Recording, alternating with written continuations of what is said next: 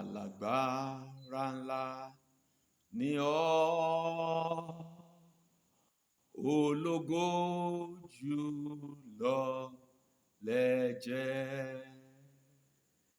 Alágbára ńlá ni ọ́,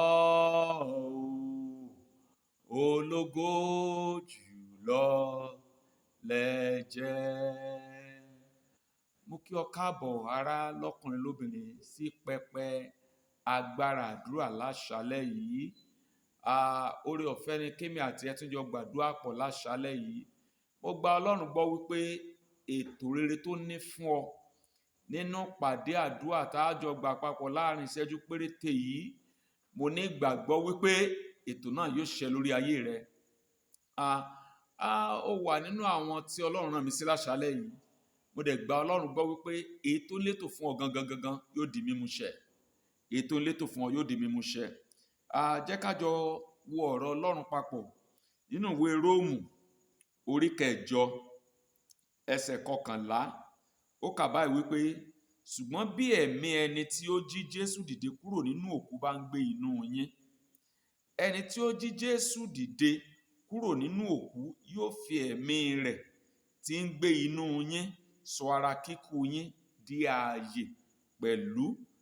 Yóò fi ẹ̀mí rẹ̀ tí ó ń gbé inú yín sọ ara kíkú yín di yíyè. Ó mọ bóyá wà nínú bí ọ̀rọ̀ yìí ọ tó ń sọ ni wípé àìsàn ni o, omi ara ni ìdè wà ní o, ẹ̀jẹ̀ ni ìdè wà ní o, ìnira kan ló wà lórí ọ̀rọ̀ rẹ̀ àbí bá mi ni ètò láti gbẹ́kẹ̀lé. Ó ti lè máa gbìyànjú dókítà mi sọ pé bẹ́ẹ̀ kọ́ pé dókítà ò lè ràn ọ́ lọ́wọ́, ṣùgbọ́n gbọ́ táìsàn yẹn ò bá lọ ẹ̀mí mọ́ ló ń ṣe. Táìsàn yẹn ò bá lọ ẹ̀mí mọ́ ló ní kọ́kọ́rọ́ rẹ̀ lọ́wọ́. Bíbélì sọ fún wa wípé tí ẹ̀mí ẹni tó gbé Kristi dénú òkú tó bá gbé inú rẹ, tó bá gbé inú mi, ẹni tó gbé Kristi dénú òkú yìí, ẹ̀mí rẹ̀ ni ó sọ ara kíkú wa di ààyè. Sórí ara yìí, Bíbélì wípé ó ti di òkú látìgbà tí bàbá ńlá wa Ádámù ti ṣẹ̀. Àtìgbà náà ni ara yìí ò ti pé mọ́. Tó bá gbọ́ tó sọ nínú ìwé Jẹ́nẹ́sì orí 3 ni wípé ó ní ewé ni ẹ ó sì máa jẹ. Ó ní you shall eat the herbs. Ewé egbò. Ẹ mọ̀ pé ewé àti egbò ìlera náà fi ń ṣe. Ó ní wàá máa jẹ ewé àti egbò. Ó túmọ̀ sí pé ara yìí ti farapa o, ó ti gbọgbẹ́ o, ṣùgbọ́n ewé àti egbò yìí tó bá ti ń jẹ yóò máa mú ọ láàlẹ́. So a ti jogún àìsàn láti ọ̀dọ̀ baba ńlá wa Ádámù látìgbà tí ẹ̀ṣẹ̀ ti wọlé. Ẹni tó ní kọ́kọ́rọ́ rẹ̀, ewé àti egbò tó ní ká máa jẹ yẹn láti máa mú ẹ̀mí àti ara láti lè máa dúró papọ̀ ni, kì í ṣe nǹkan tó wà títí láéláé. Ṣùgbọ́n ẹni tó lè sọ ara kíkú di yíyè, òun lẹ̀mí mímọ́.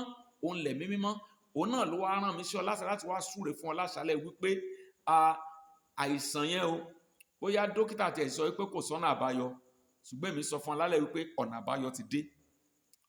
Ó ní ìnira nínú omi ara àtẹ̀jẹ̀ yẹn tí wọ́n tán sọ pé kò sí ọ̀nà àbáyọ, tán ló lè bọ́ nínú ẹ̀. Ọ̀nà àbáyọ dé lálẹ́ yìí. Èyí tó ti dàpọ̀ mójú ẹ tán tó ríran déédé mọ́, tó ti ń fi ìgò kan sómìíràn, ó ti gbìyànjú, ó tiẹ̀ ti ṣiṣẹ́ abẹ, bóyá wà lára tó tiẹ̀ gbé lọ lóyìnbó, tó ń rò wípé ṣé bí wọ́n ṣe wá bá kulè léyìí ni, ọjọ́ orí mi ò tí ì tó mélòó, ojú ò ríran mọ́. Gbọ́ dókítà ń gbìyànjú ni, ṣùgbọ́n Ọlọ́run tó ní kọ́kọ́rọ́ ayé lọ́wọ́, òun ló lè tú ọ sílẹ̀. Òun ló rán mi sí ọ lálẹ́ yìí. Gbọ́ bóyá ó tiẹ̀ jẹ́ ìwọ ò tiẹ̀ lè ṣe mọ́ ni, àbí ìyàwó rẹ ẹ̀yin méjì wọ́n sọ wípé àtọ̀ rẹ ò lè dọ́mọ. Gbọ́ Ọlọ́run tó ń fúnni lọ́mọ, òun ló rán mi sí ọ. Dókítà ló sọ bẹ́ẹ̀, ṣùgbọ́n Ọlọ́run sọ bẹ́ẹ̀. Olórin kan ló sọ wípé ayé ló sọ pé ò lè níláárí, ènìyàn ló sọ pé, wòlíì gan ló sọ pé ọ̀rẹ́ ò lè nítumọ̀. Ó ní Ọlọ́run ò wí bẹ́ẹ̀. Èmi náà sọ fún ọ láṣálẹ́ wípé èyí tí Ọlọ́run sọ ni wípé mo mọ ètò rere tí mo ní fún ọ. Mo mọ ètò tí mo ní fún ọ. Ètò rere ni, ètò àlàáfíà ni. Nínú ìwé Jeremáyà orí 29 ẹsẹ̀ 11, ó ní kí o bá lè ní ìgbẹ̀yìn tó dájú, ìgbẹ̀yìn tó ní ìsinmi, ìgbẹ̀yìn tó ní ìtura, ìgbẹ̀yìn tó fọkàn ẹni balẹ̀. nítorí náà mi wá mele ìkéyìí tí ìbá òkú jẹ́ tí àìsàn ti wà ní àgọ́ ara rẹ, mi sì mọ iye ọdún tó ti tẹ̀dó síbẹ̀ tí wọ́n sọ pé kò sí ọ̀nà àbáyọ fún ọmọ. A rán mi sí ọ láṣálẹ́ wípé ọ̀nà àbáyọ wà. Ọ̀nà àbáyọ wà, ṣùgbọ́n ẹnìkan péré ló ní ọ̀nà àbáyọ yẹn lọ́wọ́. Ó náà ní Jésù Olúwa, òun ló sì rán ẹ̀mí rẹ̀ tí Bíbélì fi sọ wípé nínú ìwé Jòhánù orí 16 ẹsẹ̀ 13 síwájú wípé ó nígbà tí ẹ̀mí òtítọ́ nì tí èmi ó rán wá láti ọ̀dọ̀ Bàbá, nígbà tí èmi bá lọ èmi ó rán wá, yóò sì máa gbà láti ọ̀dọ̀ mi, yóò máa fi fún ọ. Ẹ̀mí yẹn náà wà ní ìwé Róòmù, Àpọ́sítélì Pọ́ọ̀lù sọ nínú ìwé Róòmù wípé tí ẹ̀mí ìbá ń gbénu wa, ó ní yóò sọ ara kíkú wa yóò sọ di ààyè. Gbọ́ ẹ̀mí yẹn bóò ni ó sì wá dénú rẹ, ìyẹn ni kókó ọ̀rọ̀ báyìí. Bí ó sì dénú rẹ ni wípé tó o bá ti gba Jésù tó rán ẹ̀mí yẹn wá, tó o ti gbà gẹ́gẹ́ bí Olúwa àti olùgbàlà rẹ, ẹ̀mí yẹn gangan yóò wá wọnú rẹ, yóò sọ ara kíkú rẹ, yóò sọ di jíjí, yóò sọ di ààyè. Nítorí náà mo wá fẹ́ súre fún ọ lálẹ́ yìí, kẹ́mi yẹn bá lè wọnú rẹ. Ǹjẹ́ o ṣetán láti gba Jésù gẹ́gẹ́ bí Olúwa àti olùgbàlà rẹ báyìí? Tó o bá ti ṣetán, wí tẹ̀lé mi wípé Jésù Olúwa, ó dé láṣálẹ́ yìí, mo ti rí pé mi ò yẹ, ayé mi ò sì nítumọ̀. Bí tí ayé bá ọ̀rọ̀ mi dé, ibẹ̀ ni mo wà yìí. Ọ̀nà gbogbo ẹ̀dẹ̀ ti sú mi. Wọ́n ti wá bá mi sọ̀rọ̀ láṣálẹ́ wípé tí n bá ti sátọ̀ wá, ọ̀nà bá yóò wà. Mo dé o, Olú ẹ fàánú gbà mí. Gbogbo ẹ̀ṣẹ̀ mi Olú ẹ dáríjì mi. Olú ẹ fàánú gbà mí. Olú ẹ kọ orúkọ mi sínú ìwé yìí. Ẹ wá jẹ́ Olúwa fún mi. Ẹ wá jẹ́ bàbá fún mi. Ẹ wá jẹ́ ìyá fún mi. Ẹ wá jẹ́ Olúwa mi. Ẹ kọ orúkọ mi sínú ìwé yìí. Látòní lọ, ó gbà yín. Ẹ jẹ́ Olúwa mi. Ẹ kọ orúkọ mi sínú ìwé yìí. Ẹ má jẹ́ n bọ́ mọ̀. Láti wákàtí lọ, wọ́n máa jẹ́ ọmọ yín. Èyí tó kúnnú rìn àjò ayé mi, ẹ̀yin ni ó fi sìn. Mo sì páyà ọkàn mi sílẹ̀ o. Ẹ wá wọnú rẹ̀ kẹ́ ẹ jọba. Ẹ rán ẹ̀mí máa láàyè náà sínú ayé mi. Látòní lọ, bẹ́ẹ̀ ni yóò rí. Jésù Olúwa wa. Bó o ṣe gbàdúrà yìí, mo kí ọ kú oríire. Mo á fẹ́ gbàdúrà fún ọ báyìí wípé gbogbo ìwọ̀ngbà tí ẹ̀mí mímọ́ Ọlọ́run tó ti wọnú ayé rẹ báyìí, gbogbo ìdè nínú mi ara tẹ̀jẹ̀, ó yá lórúkọ Jésù, ó yá kó fọ́ dànù. Màbàlálúláàdì àǹbárí di àkàhàndè. Lórúkọ Jésù, ìdè nínú iṣan nínú egungun, lórúkọ Jésù, ó yá kó fọ́ dànù. Lórúkọ Jésù, ó yá kó fọ́ dànù. Ogun àìlèsùn, àìlèjẹ, àìlèmu nítorí ìnira, lórúkọ Jésù, ó yá òpin débà lónìí. Mo súre fún ọ wípé màlálùbáhálì àdásù tùǹbáìdà. Ẹnìkan wà tó ń gbọ́ mi báyìí, gbọ́ ó mọ tí ń ṣàlàyé wípé ìnira inú yìí pọ̀.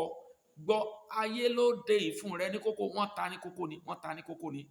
Lórúkọ Jésù, ẹ̀mí tó gbé kìjẹ́ nínú òkú, lórúkọ Jésù, ó wọnú rẹ lọ báyìí. Màláka hálùrábà sùkú àndélìtà. Kókó tí wọ́n dì sínú rẹ, lórúkọ Jésù, ó yá kó túká. Mambalanda lèrùlálù àbáṣù táìdà mákókàkàhà àlùrálù zábò àndè mọ́ntàbràlà rúkèkè ètùàlà dáìdá màzùmbáyà kàtúàdà lákàrálì báṣù táìdà. Ọwọ́ tí wọ́n dì mọ́lù, tí wọ́n dì ọmọ sínú pẹpẹ òkùnkùn yẹn, tán ní báwọn ṣe dì ọmọ yìí ò ní bọ́. Lórúkọ Jésù, ọmọ ni ó yá kó gbẹ dànù. Lórúkọ Jésù, ohunkóhun tí wọ́n fi ṣaṣojú rẹ ní pẹpẹ òkùnkùn, gbọ́ tí wọ́n ń fara ní káraba lè ní ọ, tí wọ́n ń fi nǹkan gún kí nǹkan bá lè gún ọ, tí wọ́n dè mọ́lẹ̀ kó bá lè wà nídìí láti wákàtí lọ, gbọ́ ọwọ́ iná Ọlọ́run ó bọ́ọ̀lù báyìí. Lórúkọ Jésù, ó bọ́ọ̀lù báyìí. Gbọ́ ìpínyà dé o. Okùn tó so ọmọ pẹpẹ òkùnkùn láti wákàtí lọ, iná Ọlọ́run jádànù. Màrákàlù bàrálù zútọkọ̀ àndàlíàtà.